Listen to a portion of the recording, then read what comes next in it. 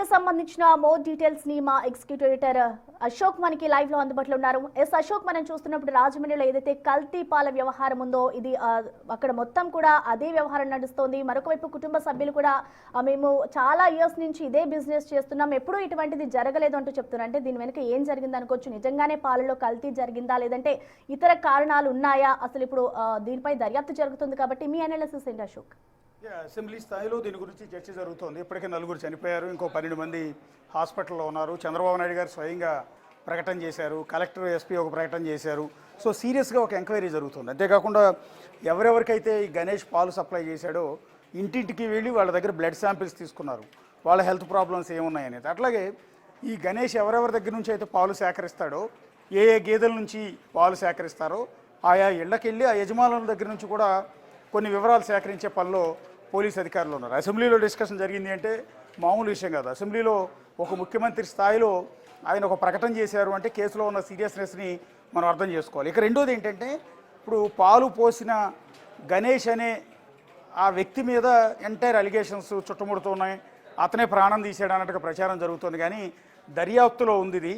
ప్రస్తుతానికి నిందితుడిగా, అనుమానితుడిగా గణేష్ని అదుపులోకి తీసుకున్నారు తప్ప గణేష్ వల్లే ఇన్ని ప్రాణాలు పోయాయని, గణేష్ సప్లై చేసిన పాల వల్లే ఇదంతా జరిగిందని ఎక్కడ నిర్ధారణకు రాలేదు. అందువల్ల ఒక వ్యక్తిని మనం ఇష్టం వచ్చినట్టు బ్లేమ్ చేయడం కూడా కరెక్ట్ కాదు.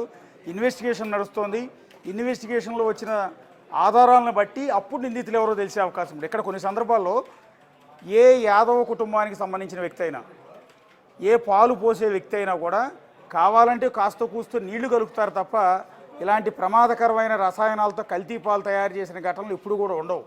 గతంలో కల్తీ పాలు తయారు చేసిన ఘటనలో యాదవులు ఎప్పుడు కూడా లేరు. మీరు అది మనం ఒకసారి హిస్టరీ మొత్తం చెక్ చేసుకున్నా కూడా బయట వ్యక్తులు ఎవరైతే ఉంటారో వాళ్ళు ఈ వ్యాపారంలోకి వచ్చి వాళ్ళు ఈ కల్తీ పాలను సప్లై చేసి జనాల ప్రాణాలతో ఆటలాడుకున్న సందర్భాలు ఉన్నాయి. అందువల్ల పాల వ్యాపారం చేసేవాళ్ళు కానీ, పాలు అమ్మే వ్యక్తులు కానీ సహజంగా యాదవ్ కుటుంబానికి సంబంధించిన వాళ్ళు ఉంటారు. వాళ్ళు చాలా నిబద్ధతతోనే ఉంటారు. ఇందాక నేను చెప్పినట్టుగా కాస్త కూస్తో నీళ్లు కలుపుతారు తప్ప ప్రాణాలు తీసే విధంగా, కస్టమర్ల ప్రాణాలు తీసే విధంగా అలాంటి చర్యలు చేస్తారని అనుకోవటం లేదు. సో ఇదంతా దర్యాప్తు సాగుతుంది కాబట్టి ఒక్క గణేషే నిందితుడు అనటానికైతే వీల్లేదు. కాకపోతే ఇప్పుడు ఈ లూజ్ మిల్క్ ఏదైతే ఉందో, ఇంటింటికి క్యానుల్లో సప్లై చేసే లూజ్ మిల్క్ మీద విపరీతమైన చర్చ జరుగుతోంది. ఈ లూజ్ మిల్క్లో నిజంగా మనకి జెన్యూన్గానే పాలు వస్తున్నాయా, కల్తీ పాలు వస్తున్నాయా అన్న డౌట్ ప్రతి ఒక్కరికి కూడా రైజ్ చేస్తుంది. అదే క్రమంలో డైరీలు, అనేక డైరీలు ఉన్నాయి ఆంధ్ర తెలంగాణలో. ఈ డైరీల నుంచి పాల ప్యాకెట్ల రూపంలో ఈ పాలు సప్లై అవుతున్నాయి. సో ఇది హైజీనిక్గా, లూజ్ మిల్క్ క్యాన్లో ఇంటింటికి తీసుకొచ్చి పాలు పోసే వాళ్ళ దగ్గర ఉన్న పాలు హైజీనిక్ అనేది ఇప్పుడు ఒక చర్చ జరుగుతుంది. ఇప్పుడు లూజులో పాలు ఇంటింటికి తీసుకొచ్చి సప్లై చేసే వాళ్ళ దగ్గర నుంచి కొనాలంటే కూడా భయపడిపోతున్నారు. ఈవెన్ హైదరాబాద్ లాంటి చోట కూడా ఈరోజు అది డైరెక్ట్గా గేదె నుంచి కల్తీ లేని పాలు తీసుకొస్తారన్న ఉద్దేశంతో పాల ప్యాకెట్లు కూడా కాదని చాలామంది జనం ఇలా లూజ్ క్యాన్ల ద్వారా తీసుకొచ్చి పోసే పాలకే ఎక్కువ మొగ్గు చూపుతూ ఉంటారు. లీటర్ 100 నుంచి 120 రూపాయలు అయినా కూడా వాళ్ళ దగ్గరే కొనుగోలు చేస్తుంటారు. అలాంటి వాళ్ళు ఈ రాజమండ్రి ఇష్యూ చూసిన తర్వాత లూజ్ మిల్క్ కొనటం అనేది ఆపేస్తూ ఉన్నారు. సో అసలు ఏం జరుగుతుంది? ఇందాక నేను అన్నట్టుగా గణేషే ప్రాణాలు తీసాడా, లేకపోతే అతనికి పాలు పోసిన వాళ్ళు ఎవరైతే ఉన్నారో వాళ్ళ దగ్గర ఏమైనా పొరపాటు జరిగిందా, లేకపోతే గేదెలు పాలు ఇవ్వడానికి అది సమ్ ఇంజెక్షన్స్ చేస్తూ ఉంటారు పల్లెటూళ్ళల్లో. సో గోదావరి జిల్లాలో కూడా ఇంజెక్షన్ చేసే కల్చర్ ఎక్కువగా ఉంటుంది. సో ఆ ఇంజెక్షన్లో ఏమన్నా ప్రాబ్లం ఉందా, లేదంటే ఆ గేదెలు ఎవరైతే గణేష్ ఎవరి దగ్గర నుంచి అయితే పాలు సేకరిస్తున్నాడో ఆ సేకరించే పాలు అమ్మిన యజమానుల దగ్గర ఉన్న గేదెలు ఏవైతే ఉన్నాయో ఆ గేదెలకు పెట్టిన గడ్డి, సో ఈ పొలాల్లో ఈ మధ్యకాలంలో యూరియా చల్లుతూ ఉంటారు, ఆ గడ్డి తీసుకొచ్చి తినిపించడం, లేదంటే కనుక కెమికల్స్ ఆ రోజు స్ప్రే చేసిన ఆ గడ్డి తీసుకొచ్చి గేదెలకు తినిపించారా, అలాంటి వాటి వల్ల ఏమైనా జరుగుతుందా, వీటన్నిటి గురించి ఒకసారి డిస్కస్ చేద్దాం. ప్రస్తుతం విజయవాడ కృష్ణా మిల్క్ యూనియన్ అంటే విజయ డైరీకి సంబంధించిన ఎండి ఈశ్వర్ బాబు గారు ప్రస్తుతం మనతో పాటు జాయిన్ అవుతున్నారు. సో దీని గురించి ఆయనకి పూర్తి అవగాహన ఉంటుంది. ఎంతో హిస్టారికల్, ఒక చరిత్ర ఉన్న విజయ డైరీ కృష్ణా మిల్క్ యూనియన్కి ఆయన ఎండీగా వ్యవహరిస్తున్నారు. సో కృష్ణా మిల్క్ యూనియన్లో అనేక వేల మంది పాడి రైతులు సభ్యులుగా ఉన్నారు. నిత్యం కొన్ని వేల లీటర్ల పాలని విజయ డైరీ వాళ్ళ దగ్గర నుంచి కలెక్ట్ చేసి దాన్ని పాల ప్యాకెట్లో నింపి దేశం మొత్తం కూడా సప్లై చేస్తుంది.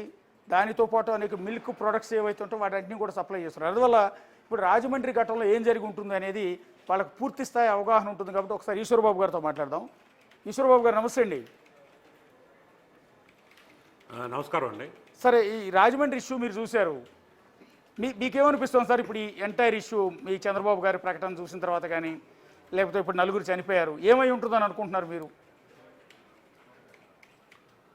ఒకటండి, అంటే కేసు ఇంకా దర్యాప్తులో ఉంది కాబట్టి కరెక్ట్గా ఆ రిపోర్ట్ వచ్చిన తర్వాత దీని మీద కామెంట్ చేయగలం. కాకపోతే ఇందాక మీరు అన్నట్లు ఈ hygienic condition loose milk versus process milk అనే విషయానికి వస్తే, ఎస్ సార్, పాలు అనేది న్యూట్రియంట్స్ బాగా ఎక్కువ ఉండే ఒక లిక్విడ్, అంటే న్యాచురల్గా లభ్యమయ్యే లిక్విడ్ కాబట్టి దీంట్లో బ్యాక్టీరియా కూడా, అంటే మేము ప్యాథోజన్స్ అంటాం, అంటే డిసీజ్ ప్రొడ్యూసింగ్ బ్యాక్టీరియా కూడా ఎక్కువ శాతంలో ఉంటాయి.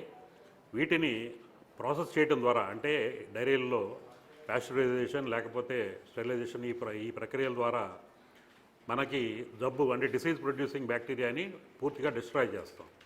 అదే లూజ్ మిల్క్ వచ్చేపాటికి ఇందాక మీరు అన్నట్లు దాంట్లో నీళ్లు కలపడం కానీ లేకపోతే వేరే రసాయనాలు కలపడం ద్వారా కానీ ఆ నీళ్ళు అనేది, ఆ నీళ్ళ క్వాలిటీ ఎట్లా ఉంది, ప్లస్ దాంట్లో ఉండే డిసీజ్ ప్రొడ్యూసింగ్ బ్యాక్టీరియా ముఖ్యంగా కొలిఫార్మ్స్ ఇటువంటివి పుష్కలంగా ఉంటాయి. దీన్ని ప్రాసెస్ చేస్తే తప్పితే అవి డిస్ట్రాయ్ అవ్వవు. అందుకని లూజ్ మిల్క్ కన్సంప్షన్ అనేది ఇప్పుడు కూడా ఒక హెల్త్ హ్యాజర్డ్. ముఖ్యంగా మనకి లోపల ఇమ్యూన్ వ్యవస్థ, ముఖ్యంగా చిన్నపిల్లల్లో అలాగే వృద్ధుల్లో కూడా ఈ ఇమ్యూన్ వ్యవస్థ దెబ్బతిన్నప్పుడు ఈ బ్యాక్టీరియా వెళ్ళి వాటి మీద అటాక్ చేయడంతో ఇందాక మనం రాజమండ్రి ఘటనలో చూసుకుంటే రేనల్ ఫెయిల్యూర్, అంటే కిడ్నీ ఫెయిల్యూర్ కానీ ఇంకా డిజెంట్రీ ఇటువంటివన్నీ కూడా సమస్యలు ఉత్పన్నం అవుతాయి. అందుకని చెప్పి లూజ్ మిల్క్ కన్సంప్షన్ అనేది ఎప్పుడు కూడా శ్రేయస్కరం కాదు, మంచిది కాదు ఎవరికైనా కానీ. మనం బయట పాశ్చాత్య దేశాల్లో చూసుకుంటే లూజ్ మిల్క్ సేల్స్ అనేది పూర్తిగా నిషిద్ధం. అంటే ఎక్కడ కూడా అన్లేబుల్డ్ అన్ప్రాసెస్డ్ మిల్క్ని హ్యూమన్ కన్సంప్షన్కి అక్కడ అలౌ చేయరు. అందుకని ఈ లూజ్ మిల్క్ అనేది 100% కట్టడి చేయాల్సిన అవసరం ఉంది.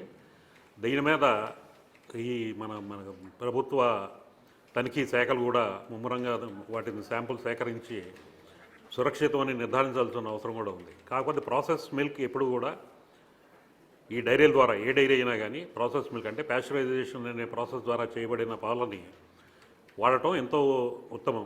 ఎందుకంటే మేము మా డైరీ లాంటివి చూసుకుంటే మన రైతుల దగ్గర సేకరించిన పాలని త్వరితగతిన శీతలీకరణ చేసి, అంటే వాటిలో బ్యాక్టీరియా పెరగకుండా చేసి వెంటనే డైరీలకు తీసుకొచ్చి అక్కడ ప్యాస్చరైజేషన్ ప్రక్రియ చేయటం.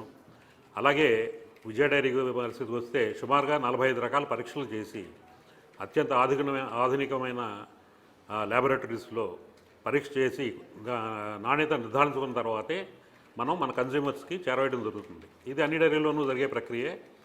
అందుకని చెప్పి ముఖ్యంగా ఈ లూజ్ మిల్క్ అనేది మన కన్జ్యూమర్స్ కూడా దీని మీద అవేర్నెస్ తెచ్చుకుని లూజ్ మిల్క్ వాడకాన్ని పూర్తిగా నియంత్రించగలిగితే అది అందరికీ మంచిది. అంటే బేసిక్గా చాలామందిలో ఉన్న ఒక నమ్మకం, ఈవెన్ మేము కూడా లూజ్ మిల్కే పర్చేజ్ చేస్తాం హైదరాబాద్లో కూడా. ఎందుకు అంటే డైరెక్ట్గా గేదె నుంచి పిండి ఫ్రెష్ మిల్క్ తీసుకొచ్చి పోస్తారు. అదే డైరీ అయితే నిన్నటి పాలో మొన్నటి పాలో మీరు చెప్పినట్టు స్టెరిలైజేషన్, పాశ్చరైజేషన్ ఇదంతా కూడా చేసి, శీతలీకరణ ఇదంతా కూడా చేసి ఆ ప్యాకెట్లో నింపి పంపించే పాలు ఏ రోజుకి ఆ రోజు ఫ్రెష్ మిల్క్ రావు.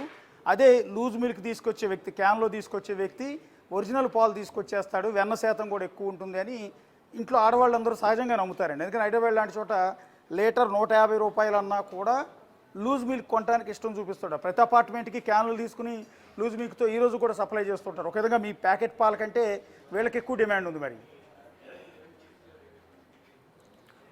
మీరు చెప్పేది వాస్తవమేనండి. ఇది పూర్తిగా పెద్ద అపోహ అని నేను భావిస్తున్నాను. ఎందుకంటే ఈ గేదెల నుంచి తీసుకొచ్చి వాళ్ళు మనకి ఫ్రెష్ మిల్క్ లేకపోతే ఈ ప్రాసెస్ చేయటం వల్ల ఇది ఒకరోజు 2 రోజుల ముందు పాత పాలు అయి ఉండేది అనేది అనుకుంటాం అనేది పూర్తిగా అపోహ.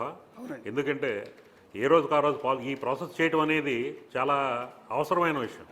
అంటే ప్రాసెస్ చేయటం వలన పాలల్లో కానీ పాల పదార్థాల్లో కానీ నాణ్యత పెరుగుతుంది తప్పితే నాణ్యత తగ్గదు. ముఖ్యంగా ఈ బ్యాక్టీరియా, ఈ డిసీజ్ ప్రొడ్యూసింగ్ బ్యాక్టీరియా, ఈ ప్యాథోజన్స్ మనకి మన జీర్ణ వ్యవస్థ మీద, మిగతా అవయవాల మీద పూర్తిగా దాడి చేసే ఈ బ్యాక్టీరియాని పూర్తిగా ఈ ప్యాస్చరైజేషన్ కార్యక్రమం ద్వారానో, ప్యాస్చరైజేషన్ ప్రక్రియ ద్వారానో, స్టెరిలైజేషన్ ద్వారానో పూర్తిగా నిర్మూలించబడటం అనేది ఇది చాలా మంచి ఒక ప్రాసెస్లో మంచి విధానం. ఇది దాదాపుగా లూయిస్ పాస్చర్ అనే ఒక ఫ్రెంచ్ సైంటిస్ట్ కనుక్కున్న ఈ ఫుడ్ని ఇంకా సేఫ్టీగా తీసుకెళ్ళగలగటానికి ఒక ఒక ప్రాసెస్, ఇది చాలా అవసరమైన ప్రాసెస్. దీనివల్ల పాలల్లో ఏదో నాణ్యత లేకపోతేనేమో పాలల్లో ఉన్న తాజాదనం తగ్గుతుందనుకోవటం పూర్తిగా అపోహండి. కాకపోతే ఇది నిజంగానే ఈ ప్రజల్లో ఇటువంటి నమ్మకం మీరు అన్నట్టు మీరు కూడా వాడుతున్నాను అంటున్నారు. ఇది మంచి విషయం కాదు. ఇది మన మీ ద్వారా ఇట్లాంటి మీడియా ద్వారా ప్రజలకు తెలుసుకుని ఈ లూజ్ మిల్క్ లేకపోతే లూజ్ మిల్క్లో కల్తీ అయ్యే కూడా అవకాశం ఉంది. కల్తీ దేంతో చేస్తారనేది పెద్ద క్వశ్చనబుల్ పాయింట్. మీరు అన్నట్టు ఎక్కువ శాతం నీళ్లతో చేస్తారు, బట్ ఆ క్వాలిటీ ఆఫ్ వాటర్ దాన్ని డైల్యూట్ చేస్తున్నప్పుడు ఆ ఎందుకంటే వాటర్లో కూడా ఈ కొలిఫార్మ్స్ బాగా ఎక్కువ ఉంటాయి. ఈ క్వాలిటీ ఆఫ్ వాటర్ మనం దాన్ని ఎడల్టరేట్ చేయడానికి వాడుతుంది. కానీ ఈ మధ్య మనం చూస్తుంటే అంటే కొద్దిగా ఈ రసాయనాలు అంటే కృత్రిమైన పాలు తయారు చేయడం కూడా అప్పుడప్పుడు ఆర్టిఫిషియల్ పాలు అంటే గేదె పాలలో నీళ్లు కలపటం కాకుండా ఆర్టిఫిషియల్గా పాలు తయారు చేస్తున్నారు. రీసెంట్గా 4-5 చోట్ల పట్టుబడింది. అందులో యూరియాతో పాలు తయారు చేస్తున్నారండి. అవును, అంటే ఒక ఆయిల్ లేకపోతే అంటే ఇది కూడా మీకు మన ఈ సోషల్ మీడియా అంటే యూట్యూబ్ ద్వారా వాటి ద్వారానో కూడా ఈ పాలు ఎట్లా తయారు చేయొచ్చు అనేది కూడా మనమే చెప్తున్నాం. మనం అంటే అవును, మనం కొన్ని రిపోర్టర్స్. అవును, ఇది దానివల్ల ఏంటంటే ఇది ఇప్పుడు పాలు మీకు తెలుసు, ఇదివరకు 20 రూపాయలు 30 రూపాయలు ఉండే పాలు ఇప్పుడు మనం దాదాపుగా 60-70 రూపాయలు వచ్చేవాడు. ఇది మంచి లాభసాటి వ్యాపారంగా కొంతమంది భావించి ఇటువంటి అవినీతి పనులకి చేస్తున్నారు. దీన్ని ముఖ్యంగా ఈ తనిఖీల ద్వారా నిషేధించబడాలి.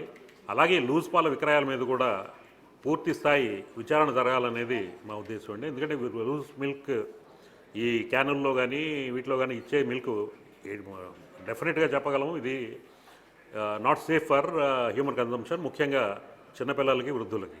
అంటే సార్ ఇక్కడ ఒక చిన్న డౌట్ అండి. ఇప్పటికీ గ్రామీణ ప్రాంతాల్లో ప్రతి పల్లెటూళ్ళలో కూడా ప్రతి ఇంటి ముందు గేదెలు ఉంటాయి. చిత్తూరు జిల్లా అటు రాయలసీమ అయితే ప్రతి ఇంటి ముందు ఆవులు ఉంటాయి. కొంతమంది ఆవు నుంచో గేదె నుంచో పాలు పితికిన వెంటనే నేరుగా తాగేస్తారు, నేరుగా పిల్లలకు పట్టేస్తారు. మరి అలాంటి వాళ్ళకి మీరు చెప్తున్నట్టు ఎక్కడ పాశ్చరైజేషన్ ఉండదు, స్టెరిలైజేషన్ ఉండదు. అవును, మీరు చెప్పింది వాస్తవమే. ఎప్పుడైనా కానీ పాలు అనేది గేదె పొదుగు నుంచి ఆవు పొదుగు నుంచి బయటకు వచ్చిన పాలు, వెంటనే బయటకు వచ్చిన పాలు 100% సేఫ్ మిల్క్. కాకపోతే దాని తర్వాత మనం రవాణాలోనో లేకపోతే దాంట్లో కలిపే వాటిల్లోనూ మనకి కంటామినేషన్ అనేది స్టార్ట్ అవుతుంది. ముఖ్యంగా అంటే పితికిన వెంటనే తాగితే ఆ గేదె ఆ పాలు తాగితే నిజంగానే అది చాలా మంచి పాలు. ఎందుకంటే గేదె పొదుగులో ఉండే పాలు 100% ఫ్రీ ఫ్రమ్ ఎనీ బ్యాక్టీరియా. బయటకు వచ్చిన తర్వాత బ్యాక్టీరియా అనేది కంటామినేషన్ ద్వారా వస్తుంది. ఓకే, అంటే ఇప్పుడు ఫర్ ఎగ్జాంపుల్ గణేష్ ఉన్నాడు, ఈ పాల వ్యాపారి. ఇతను 42 మంది రైతుల నుంచి పాలు ప్రతిరోజు సేకరిస్తాడు. 106 ఇళ్ళకి అదే పాలను సప్లై చేస్తాడు. ఇలా రైతుల దగ్గర నుంచి పాలు కలెక్ట్ చేసుకునేటప్పుడు ఒక ఇంటి దగ్గర 2 లీటర్లు వస్తుంది, ఇంకో ఇంటి దగ్గర 3 లీటర్లు వస్తుంది, ఇంకో ఇంటి దగ్గర 4 లీటర్లు వస్తాయి. ఇవన్నీ ఒకే క్యాన్లో క్లబ్ చేసి తీసుకొస్తాడు. ఒక 10 లీటర్ల పాలు కావాలంటే కనీసం 4-5 ఇళ్లలోంచి కలెక్ట్ చేసుకుని అన్నీ మిక్స్ చేసి తీసుకొస్తాడు. ఇలా మిక్స్ చేసే క్రమంలో ఒక గేదెకి కనుక ఏదైనా అనారోగ్యం ఉండి ఒక గేదెకి వాళ్ళు ఏమన్నా పాలు తీయటం కోసం సమ్ ఇంజెక్షన్స్ వాడుతూ ఉంటారు. ఆ ఇంజెక్షన్ వాడో లేకపోతే యూరియా ఎక్కువగా ఉన్న గడ్డి తింటే ఆ గేదె పాలు మిగిలిన పాలల్లో కలిసిపోవటం వల్ల మొత్తం అతను తీసుకొచ్చే క్యాన్ మొత్తం పొల్యూట్ అయిపోతుంది కదా. అంటే మీరు చెప్పే వాస్తవమే. కానీ ఇటువంటి ప్రమాదాలు జరగటానికి గేదె తినే పశుగ్రాసం వల్ల కానీ లేకపోతే గేదెకి చేసిన యాంటీబయాటిక్ ఇంజెక్షన్లో లేకపోతే హార్మోన్స్ వల్ల కానీ రావటం అనేది అవకాశం చాలా తక్కువ. ఓకే, ఏది ఆ పశుగ్రాసం అంటే ఒకళ్ళు యూరియా కలిపిన గడ్డి తింటే పాలల్లోకి వచ్చేది, లేకపోతే ఆ తింటం మూలాన ఆ అవశేషాలు పాలల్లో ఉండి వాటి వల్ల అనారోగ్యం కలగటం అనే అవకాశం చాలా తక్కువ. ఓకే, ఇది డెఫినెట్గా ఒకవేళ ఈ పాల నుంచి అయితే కనుక ఏదన్నా దాంట్లో దాన్ని నిల్వ ఉండటానికి ఏదైనా వాడటం కానీ లేకపోతే వేరే రకమైన ఏదైనా ప్రక్రియ కానీ జరిగి ఉండొచ్చు ఒకవేళ పాల నుంచి అయ్యి ఉంటే. Yes sir. ఇప్పుడు పాలు ఇవ్వని గేదెలకు ఇంజెక్షన్ చేస్తారు కదండి, సమ్ ఇంజెక్షన్ ప్రతి ఇళ్లలోనూ ఉంటాయి అవి. ఆ ఇంజెక్షన్ వల్ల ఏం ప్రాబ్లం ఉండదంటారా? అవును, అంటే ఇంజెక్షన్స్ అంటే బేసిక్గా ఆ పశువుకి అనారోగ్యం కలిగినప్పుడు యాంటీబయాటిక్ ఇంజెక్షన్ అనేది చేస్తారండి. ఆ యాంటీబయాటిక్ ఇంజెక్షన్ చేసినాక మాలాంటి డైరీలు అయితే కనుక 2-3 రోజుల వరకు ఆ పాలను సేకరించాం. ఎందుకంటే దాంట్లో కొన్ని యాంటీబయాటిక్ అవశేషాలు ఉంటాయి కాబట్టి. కానీ ఆ యాంటీబయాటిక్ వల్ల ఇటువంటి ప్రమాదం జరిగిందనేది నేనైతే అనుకోను. అదేంటంటే ఆ యాంటీబయాటిక్ ఉండటం వలన మన పాలల్ని ప్రాసెస్ చేసినప్పుడు దాని తర్వాత దాంతో పెరుగు అటువంటి పదార్థాలు తయారు చేసినప్పుడు ఆ ప్రోడక్ట్ క్వాలిటీ సరిగ్గా రాదు కాబట్టి మేము యాంటీబయాటిక్ టెస్ట్ చేసి మిల్క్ తీసుకుంటాం. యాంటీబయాటిక్ ఫ్రీ మిల్క్ డైరీల దగ్గర అయితే యాంటీబయాటిక్ ఫ్రీ మిల్కే ఉంటుంది. లూజ్ మిల్క్ అయ్యేపాటికి దానికి అటువంటి టెస్టులు ఏమి చేయరు కాబట్టి మరి యాంటీబయాటిక్ వచ్చే అవకాశం ఉంది.